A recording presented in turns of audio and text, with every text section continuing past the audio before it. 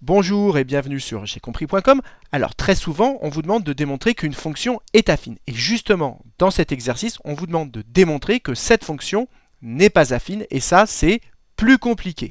Alors commençons par rappeler ce qu'il faut savoir. Première chose fondamentale, c'est que si j'ai une fonction qui s'écrit sous la forme f de x égale ax plus b, eh bien alors on en déduit que cette fonction f, elle est affine. Et comme ici je vais avoir besoin des lettres a et b dans la suite de l'exercice, au lieu de l'écrire sous la forme ax plus b, je vais l'écrire sous la forme mx plus p. Et donc, si on réussit à écrire une fonction sous la forme mx plus p, alors on en déduit que cette fonction, elle est affine.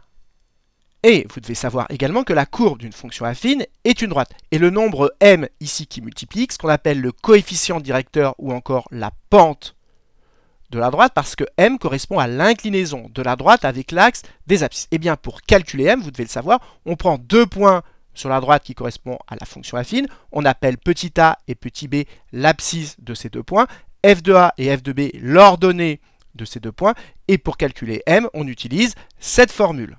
Et ce qui est très important de comprendre avec cette formule, c'est que peu importe les valeurs de a et b que vous allez prendre pour remplacer dans cette formule, si la fonction au départ est affine, et bien ici vous allez trouver toujours la même quantité puisque m correspond à l'inclinaison de la droite avec l'axe des abscisses, et comme quand on est sur une droite, l'inclinaison ne change pas, ici vous allez trouver toujours la même valeur. Et cette quantité, c'est ce qu'on appelle un taux d'accroissement. Autrement dit, si on récapitule, lorsque vous avez une fonction affine, et bien ce taux d'accroissement, il est constant.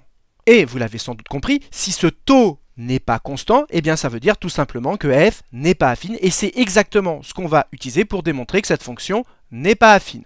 Donc voilà, maintenant vous avez tous les éléments pour traiter cet exercice. Donc maintenant, appuyez sur pause, cherchez bien cet exercice, et seulement après avoir bien cherché, regardez la correction.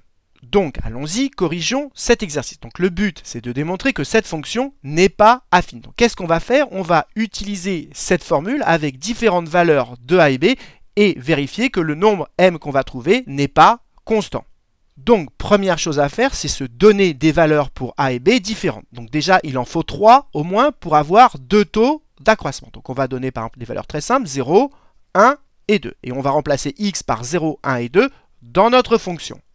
Donc si on remplace x par 0, donc ça fait f de 0, donc ça fait, je remplace tout simplement x par 0, donc ça fait 0 au carré moins 1, 0 au carré ça fait 0, moins 1, ça nous fait donc moins 1. Maintenant, je remplace x par 1, donc f de 1, ça fait 1 au carré moins 1, 1 au carré ça fait 1, moins 1 ça fait 0. Ensuite, il n'y a plus qu'à remplacer x par 2, donc ça fait 2 au carré ça fait 4, moins 1 ça nous fait 3. Maintenant, on va calculer le taux d'accroissement avec a qui vaut 0 et b qui vaut 1. Et une fois qu'on aura trouvé le taux d'accroissement, on calculera cette fois-ci le taux avec a qui vaut 0 et b qui vaut 2. Et on regardera si à chaque fois on trouve la même chose. Donc allons-y, je vais utiliser cette formule avec a qui vaut 0 et b qui vaut 1. Donc si ici j'ai a, ici j'ai f de a et ici j'ai f de b. Donc je remplace, donc ça me fait f de b c'est donc 0 moins f de a, donc faites attention, ça fait moins 1, divisé par b moins a, 1 moins 0. Maintenant que j'arrange, moins, ça fait plus, donc ça me fait 1 sur 1, et 1 sur 1, ça fait 1.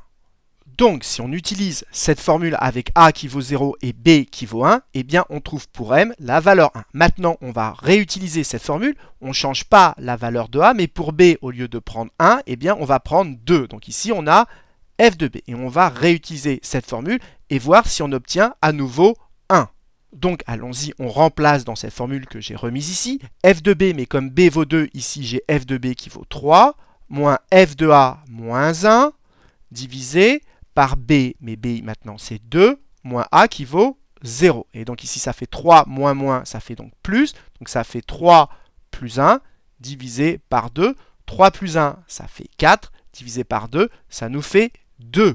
Et donc, comme vous voyez que ici et là, on n'obtient pas la même valeur, alors que si f avait été affine, on aurait dû obtenir la même valeur, et bien comme les deux taux d'accroissement n'étant pas les mêmes, et bien on en déduit que f n'est pas affine. Alors maintenant qu'on a fait les calculs pour démontrer que la fonction n'est pas affine, c'est important de comprendre graphiquement ce qui se passe. Donc déjà, en bleu ici, je vous ai tracé la courbe de la fonction x carré moins 1. Maintenant, reprenons le tableau de valeurs qu'on a trouvé au début de l'exercice. Ici, on a remplacé x par 0 dans f et on a trouvé moins 1. Ça veut dire quoi? Ça veut dire tout simplement que la courbe de f, elle passe par le point de coordonnées 0, moins 1, 0 en abscisse et moins 1 en ordonnée. Et regardez, c'est exactement 0, moins 1, exactement ce point-là. Donc on le retrouve graphiquement, ce qu'on avait ici par le calcul. Et vous l'avez compris, ici on a remplacé x par 1 dans f, on avait trouvé 0, ça veut dire que la courbe, elle passe par le point de coordonnées 1 en abscisse et 0 en ordonnée. 1 en abscisse et 0 en ordonnée, on retrouve que la courbe passe par ce point-là. Et pareil, la courbe, elle passe par le point de coordonnées 2 en abscisse et 3 en ordonnée. 2 en abscisse et 3 en ordonnée, on retrouve que la courbe passe par ce point-là.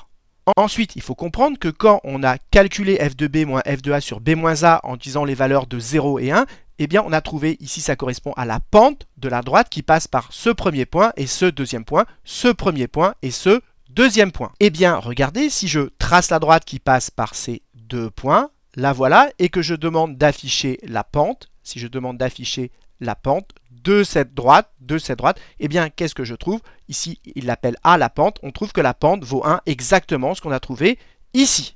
Et vous l'avez compris, quand on a recalculé f de b moins f de a sur b moins a, mais cette fois-ci en utilisant les valeurs a égale 0 et b égale 2, c'est-à-dire en utilisant le premier point et le troisième point, eh bien en fait, on a calculé la pente de quelle droite? Eh bien celle qui passe par le premier point et le troisième point. Donc ici, je vais la tracer.